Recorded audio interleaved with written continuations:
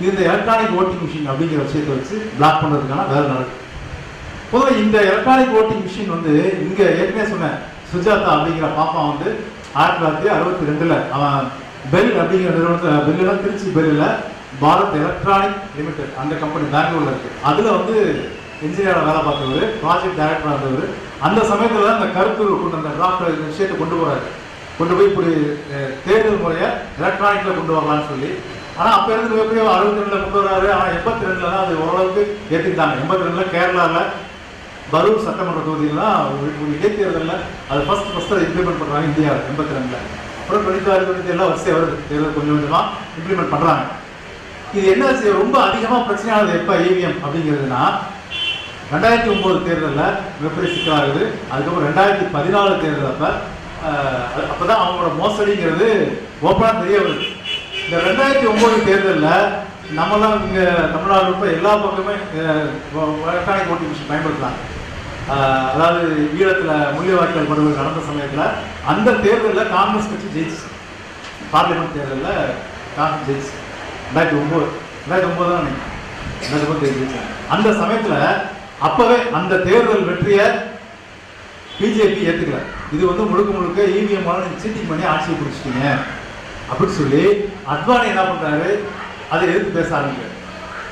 அத்வானி கூடவே இருந்த அவரோட கொலிகை, அவர் கூட இருந்து ஒர்க் பண்ண ஒருத்தர் நரசிம்மராவ், காங்கிரஸ் நரசிம்மராவில் அத்வானியோட மிக நெருங்கிய நண்பர் நரசிம்மராவ் அப்படிங்கிறது ஒரு புத்தகம் எழுதுறாரு. மின்னணு வாக்கு பதிவு எந்திரங்களை மோசடிகள் பேரில் ஒரு ஹிந்தியில் ஒரு புக் எழுதுறாரு. அந்த புத்தகத்தில் 20 பக்கத்துக்கு மின்னணு வாக்குப்பதிவு எந்திரத்தோட மோசடிகளை விளக்கி அத்வானி கட்டுறாரு. அப்போ அத்வானி தான் மிகப்பெரிய தலைவர் பிஜேபி. அத்வானி தான் இது முதல் முறையாக இந்தியாவில் முதல் முறையாக எதிர்த்து எழுதுறது அத்வானி 2009. அதுக்கப்புறம் 2010 இங்கே தமிழ்நாட்டில் சுப்பிரமணிய சாமி, உங்களுக்கு தெரியும், சூனா சாமி தான் நமக்கு தெரியும். அந்த டாக்டர் சுப்பிரமணிய சாமி 2010 பிப்ரவரி 13 சென்னையில் ஒரு மாநாடு நடத்துறாரு, ஒரு சர்வதேச மாநாடு நடத்துறாரு. என்ன சர்வதேச மாநாடு? மின்னணு வாக்குப்பதிவு எந்திரங்களின் நம்பகத்தன்மை அப்படிங்கிற தலைப்பில் ஒரு மாநாடு நடத்துறாரு. இன்டர்நேஷனல் பெரிய பெரிய ஆள்லாம் வரலாம். ஜெர்மனோட ரிட்டையர்டு அட்டார்னி ஜெனரலே இங்கே வர்றாரு அந்த மாநாட்டுக்கு. அவரோட பவர் பாருங்க சார், சுப்பிரமணிய சாமியோட பவர் பாருங்க. ஜெர்மன் நாட்டோட அட்டார்னி ஜெனரல், அவர் தான் சட்டத்துக்கு தலைமையாங்க, அவரவே கூப்பிட்டு வந்து இங்கே பேச வைக்கிறார். அவர் சொல்றாரு, எங்க நாட்டில் தடை பண்ணிட்டு நீங்க ஏன் அண்ணா வச்சிருக்கீங்கன்னு அவர் சொல்லிட்டு போறாரு. ஜெர்மன் அட்டார்னி ஜெனரல் சொல்லிட்டு போறாரு. அப்புறம் அமெரிக்காவிலேருந்து, லண்டன்லேருந்து, உலகம் ஃபுல்லாக இருந்து எல்லா நாடுகளில் இருந்தும் இந்த இவிஎம்மோட பாதிப்புகளை விலைக்கு ஆராய்ச்சி கட்டுரையில் அந்த மாநாட்டில் சொல்கிறாங்க. அப்போ முடிவாக என்ன சொல்கிறார் சுப்பிரமணிய சாமி, அந்த மாநாட்டோட தீர்மானம் என்ன வருதுனாக்கா, இவிஎம் அப்படிங்கிற மிஷின் வந்து மோசடியானது, அதை மேலும் தொடர்ந்து பயன்படுத்தலாங்கிறத பற்றி ஒரு ஆராய்ச்சி குழு வந்து நம்ம அமைக்கணும், ஆராய்ச்சி குழு அமைச்சு அதை கண்டுபிடிக்கணும் அப்படின்னு சொல்லி ஒரு குழு அமைக்க சொல்லி அந்த மாநாடு தீர்மானிக்குது. 2010 பிப்ரவரியில் நடக்குது.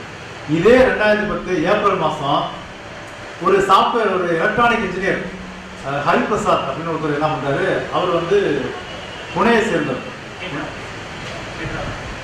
ஹைதராபாத் சேர்ந்தவர். புனேயில் தான் கம்பெனி வச்சிருக்கு, அங்கே அரசாங்கம் ஹைதராபாத்துக்கு யார் சொல்கிறாரு, ஹரிபிரசாத். அவர் என்ன பண்ணுறாரு, ஒரு ரிசர்ச் ஆர்டிகல் எழுதுறாரு. இந்த இவிஎம் பற்றிய மோசடி என்னன்னா, இது எப்படிலாம் ஹேக் பண்ண முடியும்.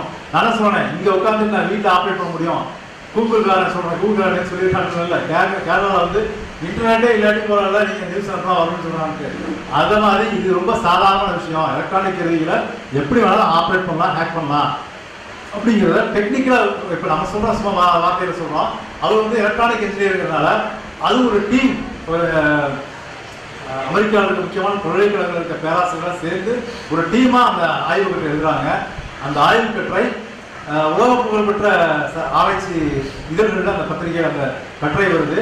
அதுக்காக அமெரிக்கா கவர்மெண்ட் அவருக்கு வந்து ஒரு அவார்டே கொடுக்குறாங்க, மிகப்பெரிய கண்டுபிடிப்பு அவார்டே, ஒரு பயணியர், எலக்ட்ரானிக் பயணியர் அப்படின்னு ஒரு அவார்டே கொடுக்குறாங்க. இஎஃப்எஃப்னு அவார்டு பேர் ஒரு நிறுவனம், அந்த அமெரிக்காவில் ஒரு அவார்டே கொடுக்குறாங்க. அப்படிப்பட்ட அவார்டு வாங்குற அளவுக்கு எவனுமே கேள்வி எழுப்ப முடியாத அளவுக்கு அது மோசடியான இயந்திரம்.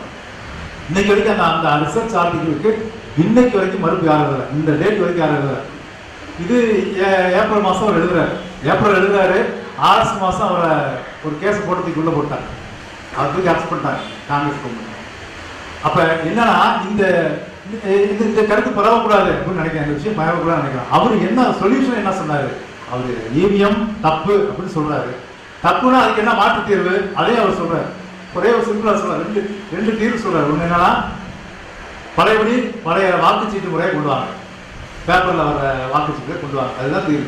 இன்னொன்று என்ன சொல்றாரு, விவிபேட் அப்படின்னு கொண்டு வர சொல்றாரு. அதாவது ஓட்டர்ஸ் வெரிஃபைட் பேப்பர் ஆடிட் ட்ரையல்னு சொல்லுவாங்க. இந்த ஓட்டு எலக்ட்ரானிக் மிஷினில் ஓட்டு பட்டன் அனுப்பினோம்னாக்கா நம்ம எந்த கட்சிக்கு ஓட்டு போட்டோம்னு ஒரு சின்ன பிரிண்ட் அவுட் வரும். ஹோட்டல்லாம் பில்லு வரும் பார்த்தீங்கன்னா அந்த மாதிரி பிரிண்ட் அவுட் வரும், எந்த கட்சிக்கு ஓட்டு போட்டீங்க செக் பண்ணிக்கிறது, பேப்பர் ஆடிட் ட்ரையல். அதெல்லாம் வேற ஒன்றும் இல்லை.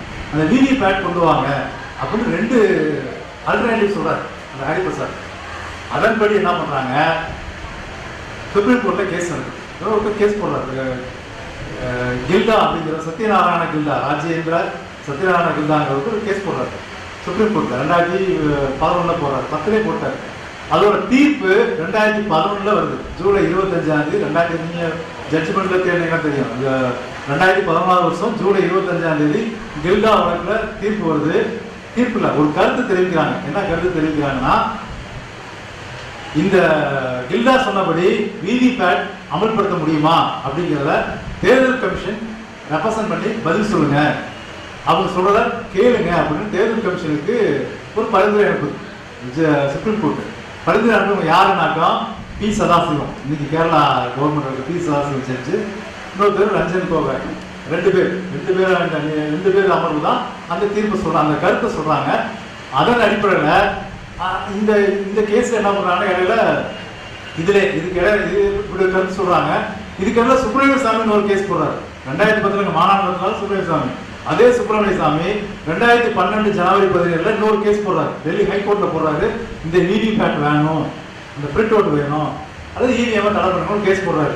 அந்த கேஸ் டெல்லி ஹைகோர்ட்ல தள்ளுபடி ஆயிடுச்சு. தள்ளுபடி ஆன பின்னாடி திருப்பி சுப்ரீம் கோர்ட்டுக்கு அப்பீல் பண்றாரு. அப்பீல் பண்ணும்போது அந்த வழக்குல 2013 ஒரு ஜட்ஜ்மெண்ட் வருது.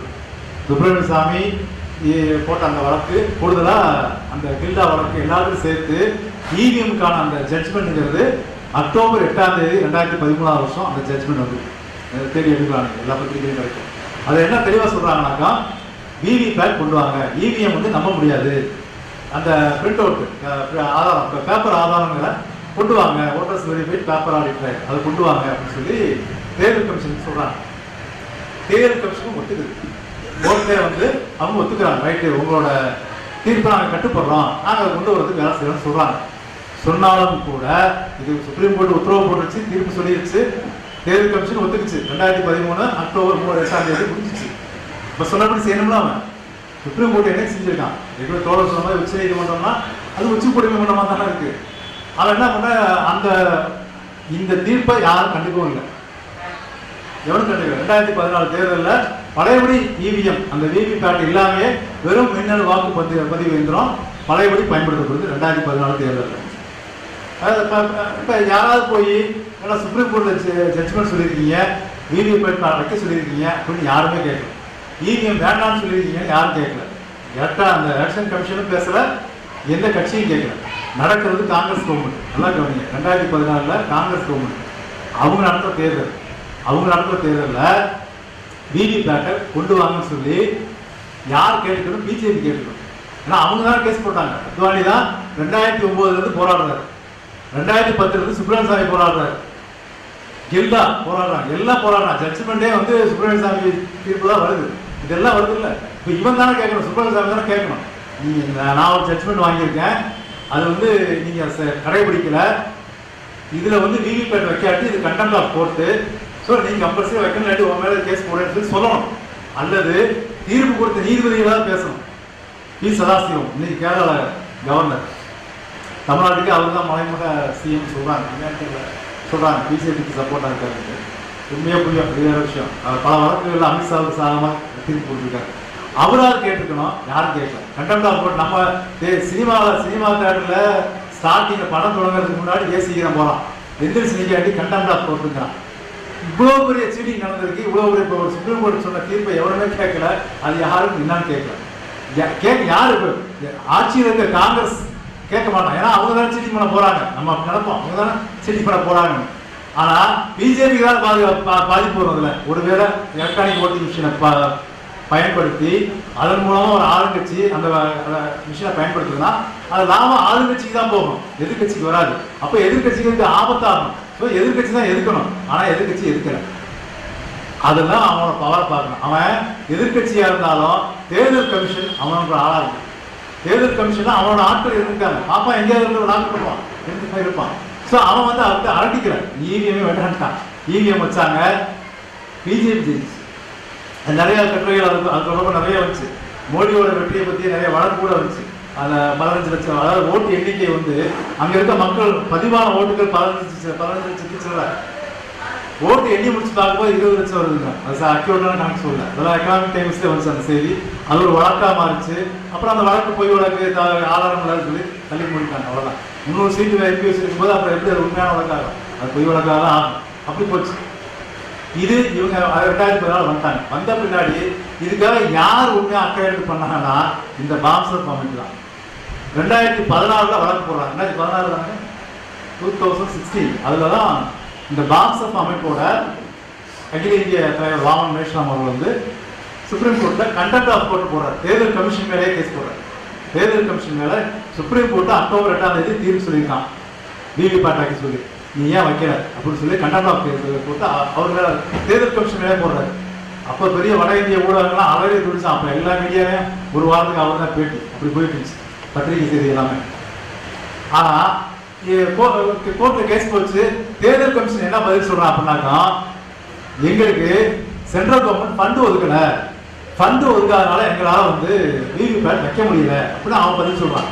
அதுக்கு வாமன் மேஷ்ராம் பதில் சொல்றாரு, நீ வந்து ஒரு அட்டானமி பாடி, அட்டானமஸ் பாடி, தன்னாட்சி பெற்ற நிறுவனம், உனக்கு நிதிங்கிறது நீ திரட்டிக்கிற வழியா சென்ட்ரல் கவர்மெண்ட் கொடுக்காது, சென்ட்ரல் கவர்மெண்ட்டும் ஸ்டேட் கவர்மெண்ட்டும் கொடுக்காது.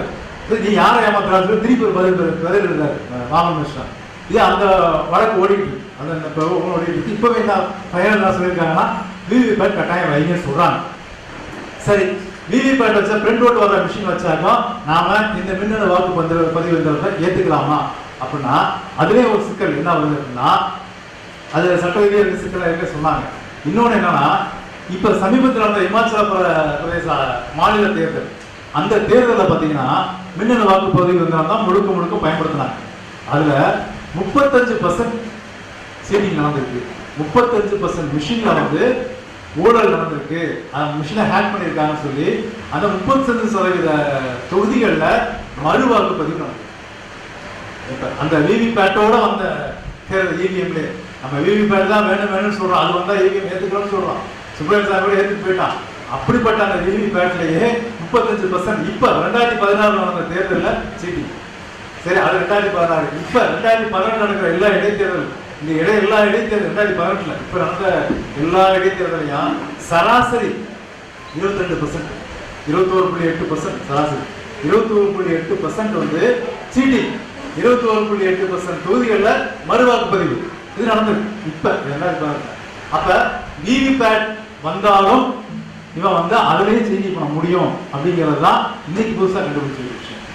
ஸோ நமக்கு எதுக்கு இந்த தொல்லை? நீ ஏன் உனக்கு மாநில அரசு பண்ணி கொடுக்க வேணாம், மத்திய அரசு பண்ணி கொடுக்க வேணாம், நீயும் செலவழிக்க வேண்டாம், ஏற்கனவே அந்த பேலட் பாக்ஸ் அந்த பழைய பெட்டியை கொண்டு வச்சு அது நாங்கள் பார்த்துக்கிறோம். நாங்கள் ஓட்டு போடுறோம், என்னமோ செய்கிறோம், எவனையா தேர்ந்தெடுக்க எவனோ தேர்ந்தெடுக்காம போவோம், என்னமோ செய்கிறோம். அது தேர்தல் பாதையாக இருக்குது, இல்லை அரசியல் பாதையாக இருக்குது, என்னமோ ஒரு பாதை, எனக்கு பேப்பரை கொண்டு வா, அவ்வளோதான். அதுதான் சொல்கிறேன்.